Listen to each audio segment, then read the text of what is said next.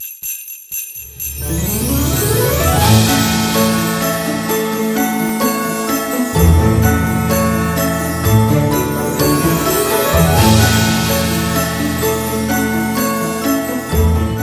Miss Cribbs and Xavier and Alex, and today we're going to read Elf, based on the movie by Jeff Burnham. This is the story of how Buddy the Elf saved Christmas. It's a story that begins many years ago. One Christmas Eve, Santa Claus slid down the chimney of an orphanage with his sack full of toys. While he was eating some cookies the children had left out for him, a little baby crawled into his sack. On Christmas morning, Santa and his elves were celebrating another successful year of gift-giving when they heard a strange noise coming from the toy sack. It was a baby. One of the older elves adopted the baby and named him Buddy. Although Buddy grew twice as fast, he was no different from the other children, and he had more Christmas spirit than anyone. But it wasn't always easy being a human in an elf's world. Buddy could never make toys as fast as the other elves could. "I'm the worst toy maker in the world. I'm a cotton-headed ninny-muggins." "You're not a cotton-headed ninny-muggins. You're just special."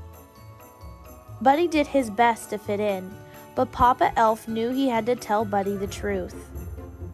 Papa Elf told the story of how Buddy had come to the North Pole as a baby.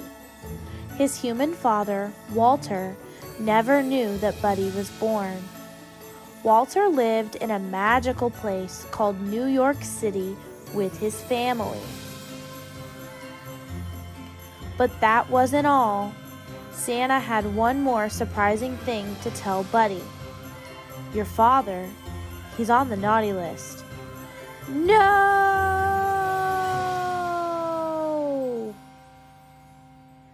"Some people just lose sight of what's important in life," Santa explained. "That doesn't mean he can't find his way again. Maybe all he needs is a little Christmas spirit." Buddy was determined to bring Christmas cheer to his father and to all of New York City if he could. Buddy said goodbye to Santa, the elves, and Papa Elf. He knew they would always be there for him.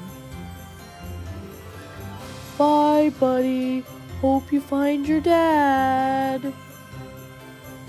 Buddy traveled through the 7 levels of the candy cane forest, past the sea of swirly, twirly gumdrops, and then he walked through the Lincoln Tunnel. Buddy quickly learned that New York City truly was a magical place. He made new friends, he got his shoe shined, ran circles through a revolving door, and played hopscotch on the crosswalk. Finally, Buddy went to see his father, who worked in an office in the Empire State Building. But Buddy's dad didn't want to see him. He didn't believe that Buddy was his son or an elf, and he ordered him to leave. Buddy was beginning to understand why Walter was on the naughty list. Buddy left feeling discouraged, but then he saw something that made him smile. A big store all decked out for Christmas. Inside, a girl named Jovi was decorating a Christmas tree.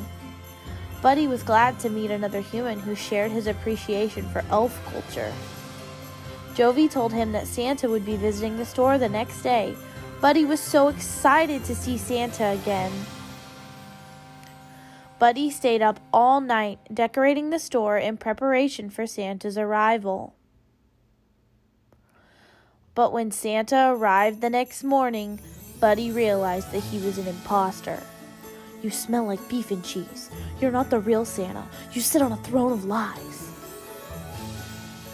Buddy ripped off the fake Santa's beard and all the children screamed. He caused such a ruckus that the store manager called Buddy's dad to pick him up. Buddy met his dad's wife, Emily, and their son, Michael. They were much friendlier than his dad. At dinner, Buddy told his family about the 4 main food groups that elves eat: candy, candy canes, candy corns, and syrup. Buddy had a whole list of things he wanted to do with his dad, but Buddy's dad didn't want to do any of those things. All he wanted to do was work.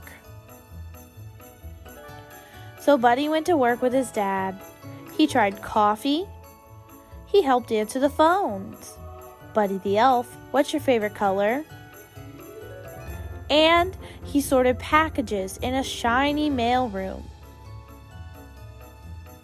Buddy hadn't forgotten about Jovi, the girl from the store. On Christmas Eve, they skipped down the sidewalk together. He showed her a sparkly Christmas tree in a shop window. And Jovi showed Buddy the biggest tree in all of New York City. Buddy was so excited that he interrupted a big meeting at his dad's office to tell him all about Jovi. I'm in love, and I don't care who knows it.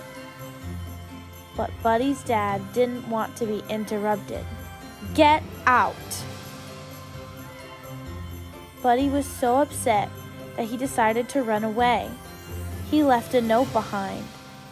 I'm sorry I ruined your lives and crammed 11 cookies into the VCR. I don't belong here. I don't belong anywhere. I'll never forget you. Love, Buddy. When Michael told his dad that Buddy was missing, Walter felt sorry for yelling at him. He knew what he had to do. Walter's boss didn't want him to leave the meeting, but Walter said that nothing was more important than finding his son. Buddy was on his way out of the city, but then he saw something strange overhead. It was Santa's sleigh, and it was falling from the sky. Buddy found Santa in Central Park. My sleigh can't fly without Christmas spirit, and there's no Christmas spirit anymore, Santa explained. I need an elf's help. But Santa, I'm not an elf. Buddy, you're more of an elf than anyone I've ever met. Suddenly, Walter and Michael burst through the trees. They had been looking for Buddy all night. Buddy, I need to apologize to you, Walter said. You've been right about everything, and I don't want you to leave. You're my son, and I love you. I love you too, Dad. While Buddy helped Santa fix the sleigh, Walter and Michael joined Emily and Jovi in the crowd outside Central Park. They needed to help people find their Christmas spirit. Jovi remembered something that Buddy had told her. The best way to spread Christmas cheer is singing loud for all to hear.